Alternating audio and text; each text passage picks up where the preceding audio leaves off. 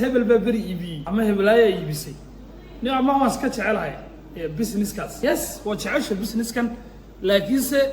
ma adigaa iska gadaya ma adaa iska iibinaya why you love it this business maxaa u jeclaatay sheelan business jacayl maaha dadka baahida ay rabaan baa la rabaa in la buuxiyo marka dad badan baa jira oo imka China soo safra ayagoo product ay rabaan inay gataan ama ay doofiyaan ama ay iibsadaan oo kaargooga saaraan iyagoo qaar badan garanaynba wallahi oo fahansanayn bay maanta taasina waa caqabad qofku markuu san garanayn product-kan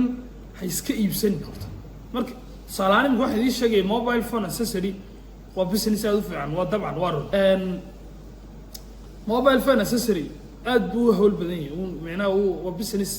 deeply aad u dheer marka loo dhaadhaco mobile phone charger ba ku jira